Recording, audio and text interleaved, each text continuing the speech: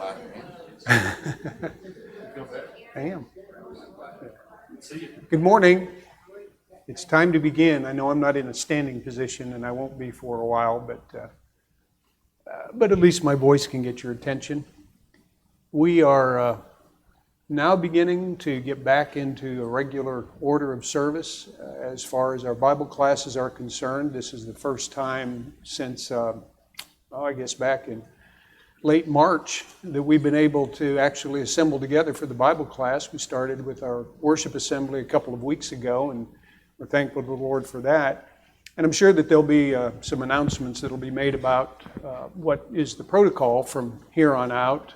Today we are conducting the Bible class, which is just the adult Bible class. And we'll have our worship service. And then this evening we're going to be having also an assembly, and it is going to be just a singing service. We're actually taking, I don't know if it's the fourth Sunday singing or the fifth Sunday singing, but there's 5 Sundays this month. And we have a singing on the fourth, and when we have a fifth Sunday, we also have a singing. And so one of those two is being flipped up to tonight. I'm sure that somebody else who is thinking a little more clearly can tell you which Sunday that was, but it doesn't matter. It's the fourth Sunday? Okay. Eric was telling me it's the fourth Sunday. It has been flipped to tonight. So that's what you can anticipate this evening when you come back, if you come back for the evening worship period. But we are continuing in our study in the divided kingdom. I hope that most of you, if not all of you, have been following along on the recordings that I did the past couple of weeks. And I'll tell you what, when I was sitting in there live with Chris and we were going through that was a whole lot easier than sitting there recording this thing, because there was one, when we do it live, I'm done in 45 or 50 minutes. But when I'm doing the recording, it's like, okay, I got to get this thing just right, just get it perfect. There was one, the first one I did took me over 4 hours to do it. And it was like, this is absolutely ridiculous. This is outrageous. So when I did the second one, which was last week's, that one only took me 2.5 hours. So this one is live, and we're glad that those of you who are joining us live streaming, that you can be a part of this too as well. And so I can guarantee it's not going to be a 2.5 or a 4-hour class. It's going to be whatever it is. I am a little bit influenced by some medication that I'm on, so hopefully nothing weird is going to come out of my mouth. And if it does, just please forgive me and take into consideration what it is that I've been through. Actually, I'm feeling quite good. Not because of the drug, but because that probably has something to do with it. But my knee is actually doing much better, and I'm really glad that I've had this surgery. Renee's going to be having it this week, and then I guess, Eddie, you're still scheduled for yours, aren't you? Not yet? Well, whenever you have it, I'm sure that you will be grateful for it too as well. Okay, so with that in mind, we're going to begin with a word of prayer, and then we will get into our study. Aaron, could I ask you to lead us in that prayer? Dear Heavenly Father, we thank you for another beautiful day, a day that we can come together during this time where there is uncertainty, Lord, that you provide for us an opportunity to come together, to focus our minds on worshiping you this morning, Lord. And we pray that you bless this time, that you bless Mr. Tom as he shows us what he has gathered from your word and shares that with us, that we can evaluate your word, Lord, and take it for our own personal understanding, apply it to our lives so that we can become better tools for you on this earth. We pray that you be with those who are unable to be here in person, whether they be sick or just unable to get out this morning, that you be with them, that they be encouraged also, Lord, this morning. Lord, we pray that you guide us all this morning as we strive to worship and glorify your name. Praise the Lord, your Son, Jesus' name. Amen. Amen. Thank you, Aaron. Okay, so throughout the studies that we've been involved in up to this point, I think that one of the, I guess you could say it is a continual observation that is made right from the very beginning when we started studying the kings, dealing first of all with the kings of Israel and now, of course, the kings of Judah. One of the things that I have pointed out time and again, and I think that it's easy to be able to see this, particularly as you begin to see a pattern that is revealed within these kings, And that is the fact that when God's people turn their backs on him, then the inevitable result of that is going to be his judgment. And there is going to be a great deal of suffering that is going to come into people's lives when they, in fact, turn their backs against God and are unwilling to repent. On the other hand, if they are faithful to the Lord, then there is, of course, great blessing that comes as a result of that. Maybe it's not particularly in the way that we might understand blessing to be, in the sense that it's always good times, but God is going to take care of his people. He's going to bless his people. And what it reminds me of, I think, as far as this pattern is concerned, is what Moses spoke about over in Deuteronomy, the 28th chapter, when he spoke of what are known as the curses and the blessings, or the blessings and the curses. Where in the first 14 verses of chapter 28, he does in fact speak about that if you are faithful to the Lord, then these are the good things that are going to happen to you. And he talks about being in the land. He talks about all of the blessings that will be a part of them being faithful to God as a result of being in that land. But then he spends the most of that chapter, beginning in verse 15 and going down through, I think it's verse 68, and it's a long chapter. There are all kinds of curses that are spoken. Curses that would happen to the people if, in fact, they turned their backs against God and did not repent.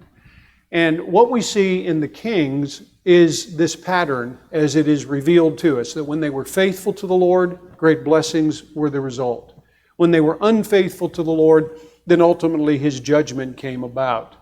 And that is this continual refrain, I think, that helps us to recognize that God wants his people to be faithful to him, and that God was working a plan out by which those who ultimately would be faithful to him would receive what ultimately is the greatest blessing that could possibly be given, and that is the blessing of spending eternity with him, which would be accomplished through the coming of Israel's Messiah, obviously speaking about Jesus. So up to this point in our study then, what we have done is we have looked at the kings of Israel. We have begun looking at the kings of Judah. And in particular, we were talking about, last week, we were talking about King Jotham and King Ahaz.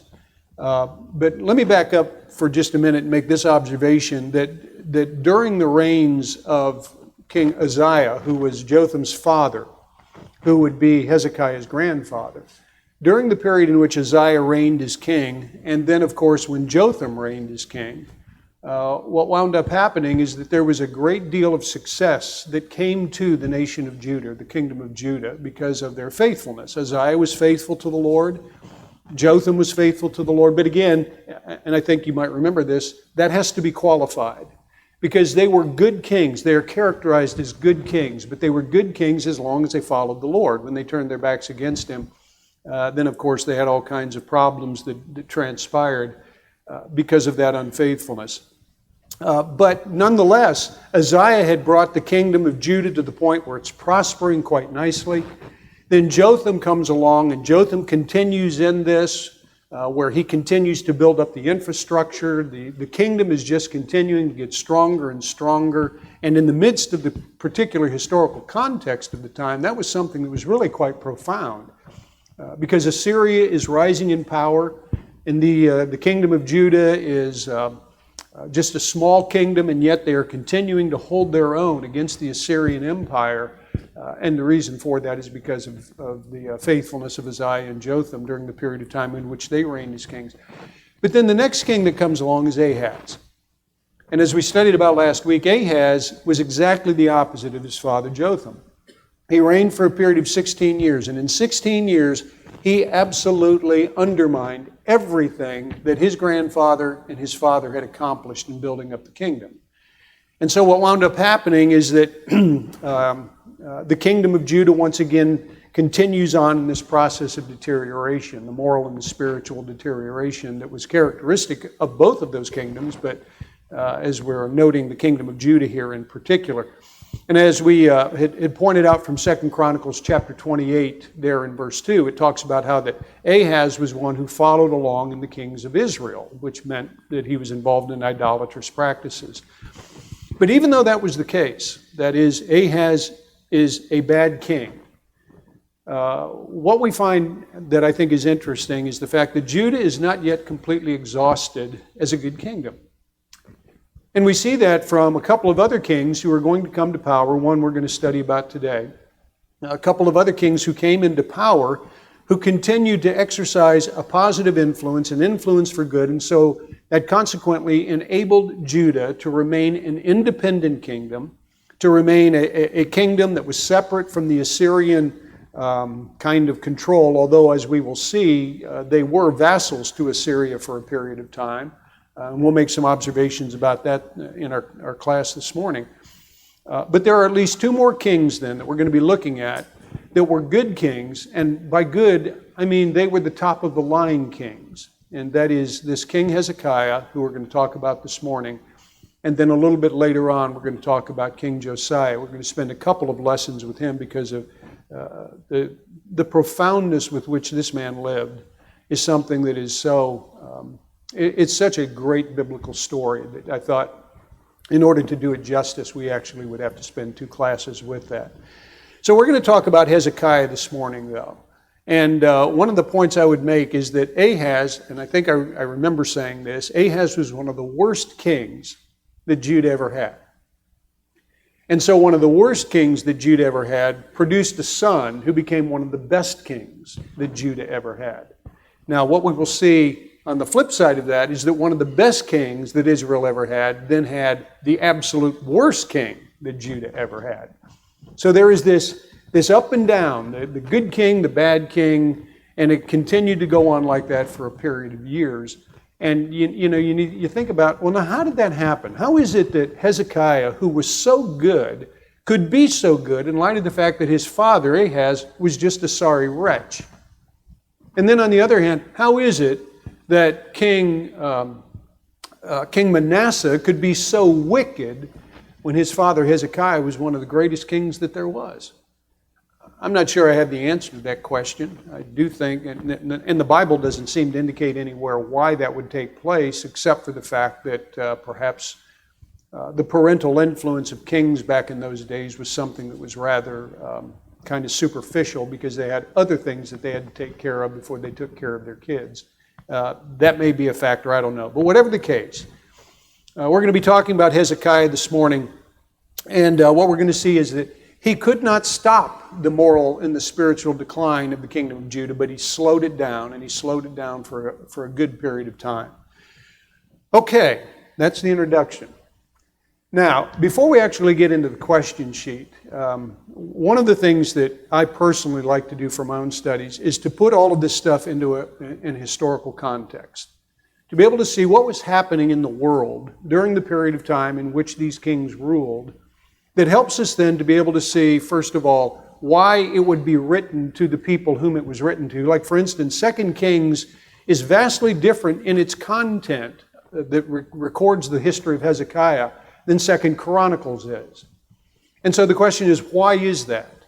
And when you begin to understand that these two, whoever wrote 2 Kings and whoever wrote 2 Chronicles, it is believed Jeremiah wrote 2 Kings, and it's believed that Ezra wrote 2 Chronicles. So you're dealing with vast different periods of time, and so you begin to look and you begin to reflect upon, okay, why did they write what they wrote? And a lot of it deals with the historical context.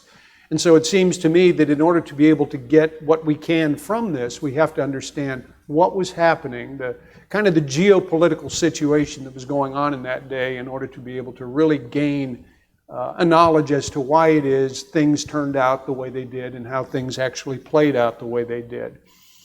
Okay, so with that in mind, I want to just spend a few minutes dealing with the historical context, then we'll get into the questions and we will look at some things that I think we can learn from all of this. The first point that I want to make is based upon what is said in 2 Chronicles 29, verse 1, and that is that Hezekiah ruled for a period of 29 years. And his rule was quite successful. It is believed, and I think that there is all kinds of external evidence that indicates this, that he ruled during the latter part of the 8th century BC and the early part of the 7th century BC. So the rule that has been given to him is around 715 BC to 686 BC. So it's a period of 29 years, and he is going from the 8th century into the 7th century as far as the historical timeline is concerned.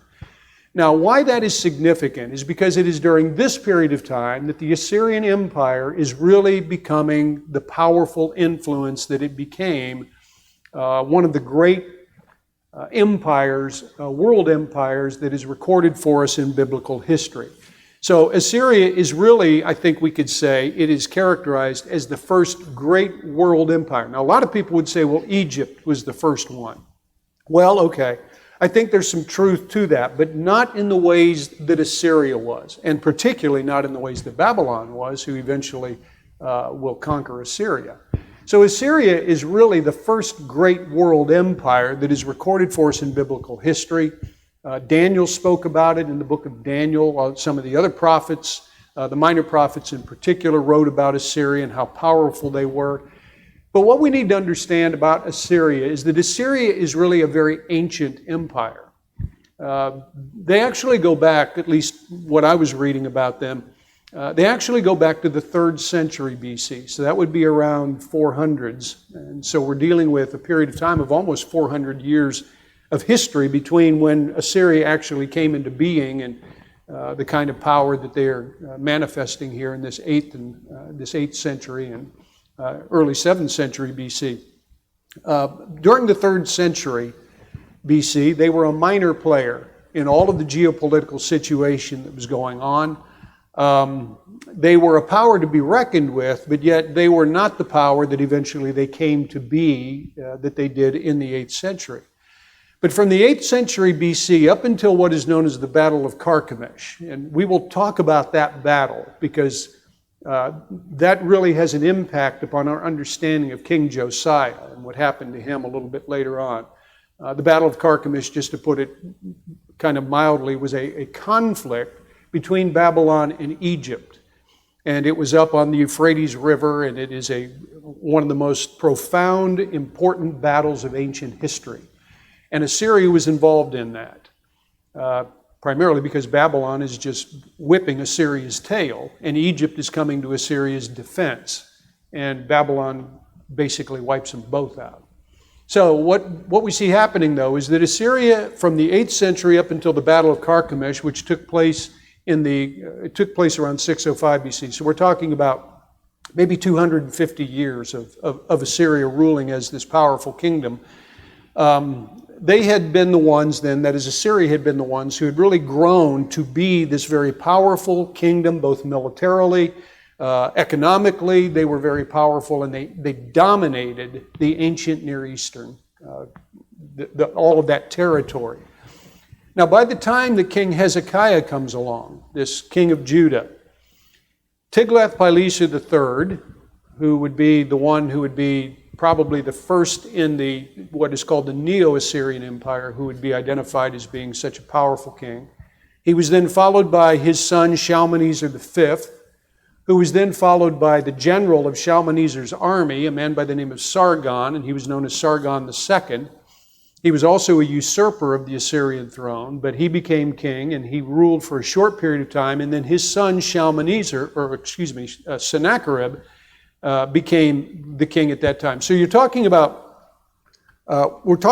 4 very significant kings within the Assyrian Empire at this point. And it was during the period of time in which Sennacherib ruled that in particular there was this enormous amount of havoc that was being wreaked among the smaller kingdoms within the ancient Near East, and Judah happened to be one of them. As far as Hezekiah is concerned and his rule as the king of Judah, there are 3 of these kings who ruled during the period of time in which Hezekiah ruled. And that would be Shalmaneser, Sargon, and then Sennacherib. And we'll have some more to say about that as we go through this morning. So once he becomes king of Judah, the Assyrian king who is ruling at the time he becomes king is Shalmaneser, who is then followed by Sargon, who is his general, and as I said, he is a usurper to the throne.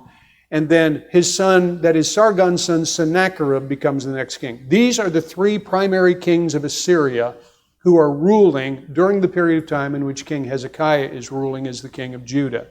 Now, in the very early days of Hezekiah's reign, when the northern kingdom of Israel had all but been destroyed by Assyria at this point, there is this great conflict that is going on in which Assyria is coming down extremely hard on the northern kingdom of Israel. And so it is actually during the reign of Hezekiah that Israel is wiped out by the Assyrian Empire, 722 BC. And so that would be during the period of time in which Hezekiah ruled.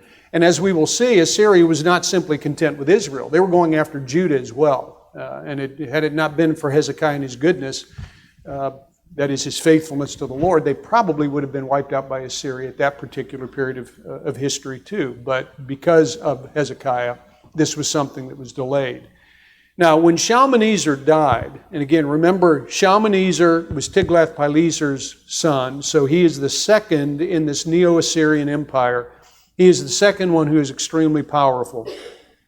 At his death, Sargon, his general, becomes the king, and then he's a king for a very short period of time, and then Sennacherib comes into play, and it is particularly during the reign of Sennacherib that Hezekiah, in his the qualities of this man are truly demonstrated when Sennacherib is going to lead a siege against the city of Jerusalem, thinking that he is going to be able to defeat Judah. And Hezekiah is affected by that, and he's affected by it greatly, which we will, again, address that in just a few minutes. One of the things I think also that's important to keep in mind is that before Israel was destroyed, that is, the northern kingdom of Israel was destroyed, during the period of time in which Tiglath-Pileser, who was the first great king of the Neo-Assyrian Empire, when he was still ruling, flexing his muscles, all of his military power and all of this kind of stuff, Hezekiah's father, Ahaz, had made a treaty with Tiglath-Pileser. And you might remember I talked about this in our class on Wednesday. Now, they made a treaty with Tiglath-Pileser to basically protect Judah from what was an alliance that was being formed between the northern kingdom of Israel and the kingdom of Syria, between the king known as Pekah and the king of Syria known as Rezin. And they had formed this alliance, and they were coming against Judah in order to force Judah to come into an alliance with them so that they could then fight Assyria. And Ahaz did not want to join in that alliance, and so he turned to Assyria in order to be able to get Assyria to protect Judah from this alliance between Israel and Syria. And what wound up happening was he was protected, but as I pointed out, he jumped from the frying pan into the fire. Because now he becomes a vassal. That is, Judah becomes a vassal to the kingdom of Assyria. So now they have to pay tribute and all of this kind of stuff, and basically they are no longer being ruled independently, but they are actually being controlled by the Assyrian Empire, even though this is not what, at least not initially, what it was that Ahaz wanted. And what we will see is that what wound up happening is that Hezekiah, he wants to break this alliance. He doesn't want to stay joined with Assyria. He wants to be an independent, separate kingdom. And so he is going to break the alliance, which is going to bring down the wrath of Sennacherib upon him. And again, we'll have more to say about that in just a few minutes. But one of the things that I want to point out, and we'll address this, is the fact that what happened was initially Hezekiah capitulates to Sennacherib, thinking that he's going to lighten up on him. But what he didn't understand, and what he came to understand, is that Sennacherib was not simply interested in Judah being a vassal to Assyria. What Sennacherib was interested in is completely destroying Judah. Just like he had destroyed Israel, he wants to destroy Judah. Otherwise, I think Hezekiah would have been content being a vassal. But that's not all. That's not what Sennacherib wanted. He wanted a lot more than that. And so as we will see, what Hezekiah did is he came to his senses, and he goes to the prophet Isaiah. And he begins to talk to Isaiah about what is happening, and Isaiah reassures him that God was with him. And what that did is it provided Hezekiah with both the encouragement as well as the strength that he needed in order to be able to no longer capitulate to Assyria, but to recognize we can actually come out from underneath the thumb of the Assyrian Empire as long as we are faithful to God. Okay, now as far as the biblical record is concerned, when we look at the historical accounts, That, by the way, sets the historical context, and I hope that was clear. You know, with my mind being a little bit fuzzy, it's like I'm not sure I made it as clear as I possibly could, but hopefully it gives it some context, some historical context as what's going on. And as far as the biblical narrative is concerned, 2 Kings speaks about this rule of Hezekiah basically through chapters 18 through 20. And primarily what it does is it records the history of Jerusalem's salvation from the Assyrian aggression of Sennacherib. 2 Chronicles, though, is vastly different. And if you've read both the accounts, which I had given to you on the question sheet, if you read both accounts, you will notice that they are vastly different. Because what you find in 2 Chronicles, it does record the salvation of the city of Jerusalem from this attack by Sennacherib, but it only spends a few verses with it. It's not very long at all, as opposed to 2 Kings, which is almost 4 chapters. But 2 Chronicles, what it does in chapters 29 through 31 is it speaks about the great revival that was being led by King Hezekiah. 2 Kings doesn't even mention it. There's nothing said in 2 Kings about it. But 2 Chronicles spends a great deal of time with it. And again, I think what it does is it shows what was Jeremiah's objective, what was Ezra's objective. And Ezra's objective in particular was one in which he was trying to point out how vastly important the temple is and how significant it is with respect to God's presence among His people. And that is so that eventually Israel would be impressed with the fact that when the temple was gone, that meant God's presence was gone. So it was a very significant sort of piece of information that helps us to see how God was continuing to bless them by virtue of the fact that Hezekiah was so diligently involved in this revival, which, again, I think we'll be able to get into that too as well. Okay. Does anybody have any comments or any questions? I hope that, again, I didn't make it too confusing. All right, well, let's start looking at these questions, and we've got about 20 minutes, so hopefully we'll be able to get this covered. Okay, the first question that I asked was, how is Hezekiah's reign as king characterized? And I gave you those verses. Who wants to answer that question? Cynthia. He did right in his time of the Lord, remove the high places, destroy the bronze serpent of Moses that they were using as an idol. Trust in the Lord. There was none like him among all the kings of Judah. According to the Lord, he did not part from following him and keeping the Lord's commandments. Okay. So everything, and I'm sure that the folks out there in live stream land didn't hear a word that what Cynthia was saying, but the point is that essentially what she does is she's quoting from those texts, or at least initiating the remarks that are made in that text. And that is the fact, and I think that it can be summed up in this way, that Hezekiah was dedicated to God. And he was dedicated to God in a way that none of the other kings of Judah had ever been dedicated, perhaps with the exception of King David. And I would even go so far as to say that he was even better than King David in his faithfulness. And I'll make an observation as to why I say that in just a minute. Because essentially they had the same problem. King David and King Hezekiah had the same problem. And so in that sense, he is just like David in that he is so faithful to God. And yet he does have some issues that he has to deal with that hopefully we'll be able to address that. But basically, he is recognized as one who is truly faithful to the Lord. And up to this point in time, he is the best king to ever rule Israel, particularly Judah, ever since the days of King David. Now, at the very beginning of his reign, he is described as one who carried out a thorough purging of all of the idolatrous practices that had been instituted by his father Ahaz. Look here in 2 Kings 18, verse 4. In the first part of it, it says, he removed the high places and broke the pillars and cut down the Asherah. Now, that's what his father Ahaz had put up. But Cynthia mentioned this, and in that second part of that verse, it talks about this bronze serpent. Can anybody tell me anything about this bronze serpent? What was that all about, at least as far as Israel's history is concerned? Okay. Right. That's right. That's when they had begun the process of actually beginning to head towards the Promised Land.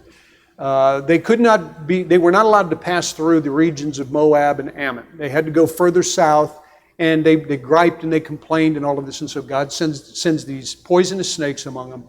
A lot of them die as a result of that. And Moses was told to erect this bronze pillar of a snake. And whoever would look to it would be saved. Okay, so this is something that, this was 800 years ago. And this is something that is still a part of Israel's history, of Judah's history in particular. It's called Nehushtan. And that is simply a word that talks about this serpent that had been raised up. And what had happened, and I think that this is what illustrates how low Judah had sunk to this point. And that is the fact that they were a people who had taken what ostensibly was a good thing, and they had turned it into an idol. And so it became now filled with wickedness. And Hezekiah was so dedicated to God that he was willing to go and to destroy what God had told Moses to build, because he recognized what had happened to it by virtue of these people worshiping this serpent. And so he even destroyed it. He wanted to purge Judah and all of Israel of all idolatry. And it didn't matter what it was.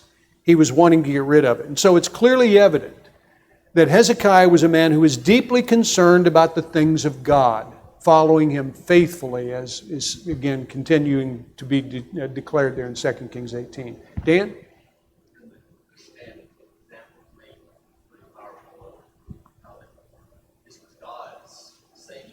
Mm-hmm. They equated salvation to Right. Right. We can almost think we do God's service an idol, so that's what saves us and not God. Yeah, that's a great point, Dan, because I do think you're right, that I think that people think as long as I am obeying God, and doing all of the things, all of the things that I've been required to do, and I'm doing that, but I can live my life any way I want, then everything's okay. And so it becomes more of actually placing our service as an idol in front of us, as opposed to recognizing that there's nothing I can do to save myself, that it is all by the grace of God. I think that that's a great point, and I think that this illustrates that quite well. Any other observations that anyone wants to make? Okay, so let's talk a little bit then about this overall results of his faithfulness to God. And that's what question 2 is all about. What were the overall results of Hezekiah's faithfulness to God? And I ask you what overall lesson we could learn from this. Now, I gave you some verses there that hopefully will help you to understand what it was that I was looking for. Before we answer the question, though, let me make this observation that there were still multiple problems that both Hezekiah and his kingdom encountered throughout his reign. And we're going to note that. But the verses that I gave to you helps us to understand something about Hezekiah and even about the people. And so, based upon that, what were the overall results of Hezekiah's faithfulness to God? What did God do for Hezekiah? What did God do for Judah? What does it say there in 2 Kings 18, verse 7, for instance, in the first part? The Lord was with him. The Lord was with him, and what did he do? He prospered. Okay, and that's the point, that the overall results of Hezekiah's faithfulness, the overall results of Judah's faithfulness in following the lead of Hezekiah, is the fact that God prospered them, which again simply illustrates what is this continual refrain that we've been looking at ever since we began this study, and that is that when people are faithful to God, God is going to bless His people. He's going to take care of them. But when they turn their backs on Him, then all they can anticipate and all they can ultimately expect is going to be His judgment. That brings us then to Hezekiah's reforms. And there are a lot of reforms that we could talk about. This, by the way, brings us to 2 Chronicles 29, because as I pointed out, 2 Kings doesn't even mention any of this. But 2 Chronicles spends a great deal of time with it. Mark? And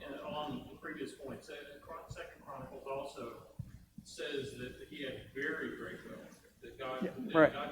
He wasn't just getting by. He was prospering in a big way, Right. and as a result, developed a pride. That's right. It's basically, he became proud and began to count on his, I think, his own accomplishments, Right. and not giving the return and respect to the Lord. Right. And that ends up being That was his, that that, distraction right. in his service. Right, and we're going to talk a little bit about that because that's his weakness. Now, his strength is going to be his humility. But you're right, and we will address that because I think that's significant, particularly when it deals with Sennacherib coming against Jerusalem.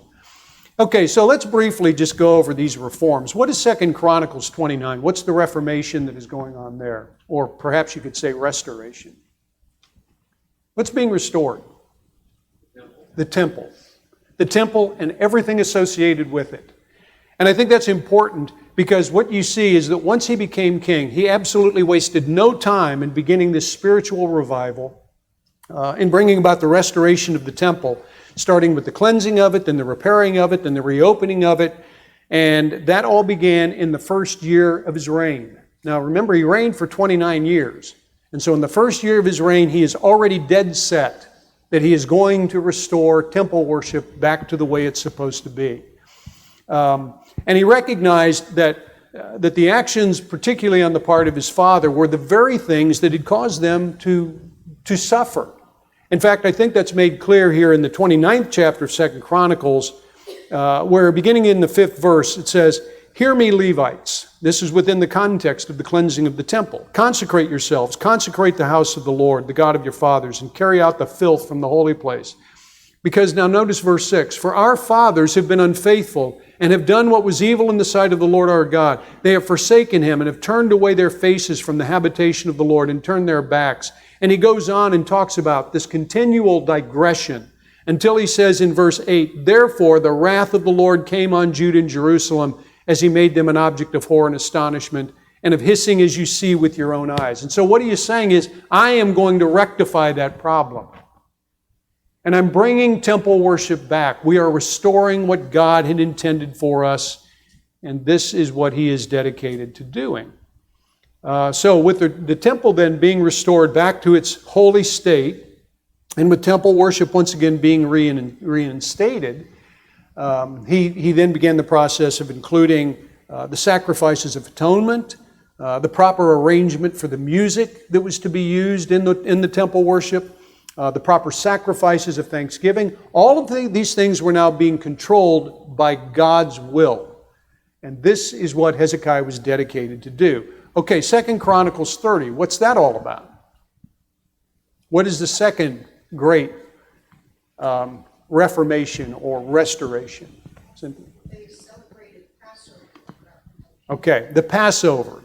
And this particular account, I think, perhaps more than any of the others, illustrates just how zealous he was in restoring not just Judah, but all of Israel.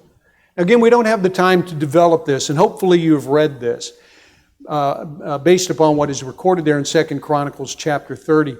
But what we need to remember is that at the time in which Hezekiah is ruling, the northern kingdom of Israel is on the verge of annihilation by the Assyrian Empire. They are not yet completely destroyed, but they're almost there. There have already been waves of people that have been taken out of Israel to Assyria and have been transplanted.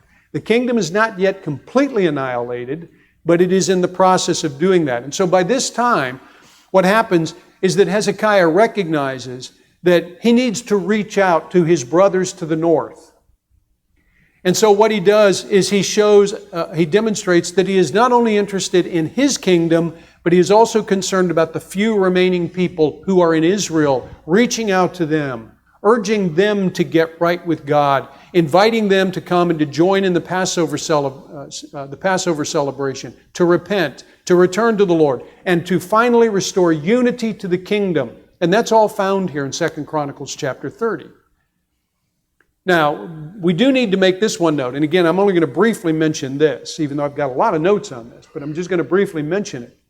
And that is that there's a problem here with respect to the dating of the Passover, or at least the observance of the Passover. When was the Passover to be observed according to the law of Moses? You remember? The 14th day of the first month. Okay. When was the temple finally restored based upon the text that you find over in 2 Chronicles 29, verse 17? It was the 16th day of the first month. So it's 2 days late. The temple is restored, but it's 2 days later than when they could observe the Passover. You remember the law that Moses gave over in the book of Numbers in the 9th chapter about what would happen if somebody was out of town or just couldn't observe the Passover on the month of Nisan, the 14th day? What were they to do? Do you remember? The second month, the 14th day of the second month, they could observe the Passover. Okay, now that was the individuals doing this. What I think we see Hezekiah doing is he extrapolates from this. And he recognizes there's a principle here. And it's a principle that not only affects the people, it affects the nation. And so on the 14th day of the second month, they observe the Passover. And what it does is it demonstrates the enormous respect that Hezekiah had for the law of Moses and for the will of God. Even so much that he was willing to take what primarily was an individual application and extend it to the entirety of the nation. And not only that, but the problem with the people that were coming down from the northern kingdom of Israel is the fact that they were unclean. Ceremonially, they were unclean. And yet Hezekiah intercedes on behalf of these people, beseeching God to accept their worship. Because these are people who are once again seeking to be restored back to God as well. And I think what it does is it simply demonstrates how loyal he was to God, but how loyal he was to his people. That he wanted them to be faithful to God, and he himself wanted to be faithful to God, insomuch that he was willing to go to these cases, in many cases extreme cases, in order to be able to bring this all about. Now, a lot of the people in Israel just laughed at him and poo-pooed him and just did away with, didn't follow him. And of course, they suffered the consequences. But the people who came down, they were the ones who were blessed, because they were the ones who had come around to understanding their need to maintain their relationship with God. Okay, we got just a few minutes left, and so I'm just going to quickly go through the rest of this. 2 Chronicles 31, there's a bunch of other reforms that is initiated by Hezekiah. Obviously, we don't have time to look at that, but I will make this observation that I think is important. And that is that this spiritual revival, it led to social ramifications. And I think that's true in any kind of a spiritual revival. If all it is, like Dan was pointing out, if all it is just rituals that we go through, then we're missing the point. It is to change us. And it is to have social implications, social ramifications. And that's what you see happening here. When you read 2 Chronicles 31, it's not just simply that things are being restored back to the ritualistic ways. It is that the people are changing. So there is this social implication that is involved in all of that. And the point that I would make here is that when a spiritual revival takes place, it is something that if it's a true revival, it is going to impact people in the way in which they live their lives. And if it doesn't demonstrate it by the way people are living their lives, then it is not a true spiritual revival. It has to be more than just rituals. It has to be the way we live. And that is what is being demonstrated here. Okay, now, quickly to go to Mark's point about his weakness and his strength. His weakness was his pride. And that, I believe, is what led to God sending Sennacherib against Judah and Jerusalem, was his pride.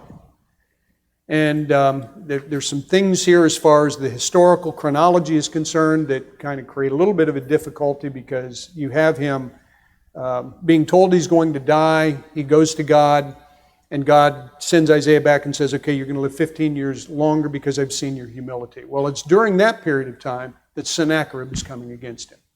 At least that's my understanding. I think 2 Kings chapter 20 makes this very clear. But whatever the case, what we see happening here is the fact that he was willing to humble himself. And as he humbled himself, then this vastly superior army, which could have easily annihilated the city of Jerusalem, was defeated by God. And the one who suffered was not Hezekiah, but it was Sennacherib. Because when he went home with his tail tucked between his legs, then his own sons murdered him within his temple. And again, it simply illustrates how that his weakness was his pride, but his strength was his humility. and he was willing to humble himself. And unfortunately, his pride continued to at least plague him, because now some people from Babylon come down. And I think that the whole point of this is to get Judah to form an alliance with Babylon to fight against Assyria. But what winds up happening is he shows him all of the great riches in his court, and Isaiah comes to him and says, you showed him everything. These are the people who are going to destroy Judah. It won't happen in your lifetime, Hezekiah, but it's going to happen. And of course, as we know, it did. Okay, so that's where we're going to leave it for this morning. And I hope that this has been helpful as we continue in the chronology. And if we get anything out of this, and I think we have, it's the idea that if we are faithful to the Lord, He is always going to be there for us. But when we turn our backs on Him, all we can anticipate is His judgment. Okay, on our next study this coming Wednesday, we're going to look now at, I think, what is one of the most magnificent illustrations of grace that is anywhere found in the Bible, and that is with King Manasseh. And we'll talk about that when we study that. Thank you guys for your discussion this morning. And by the way, I'm not preaching today. This is about it. I'm a little wiped out. I think that Brian is going to be preaching, and I appreciate very much him filling in for me. So thanks you all for participating along in the class.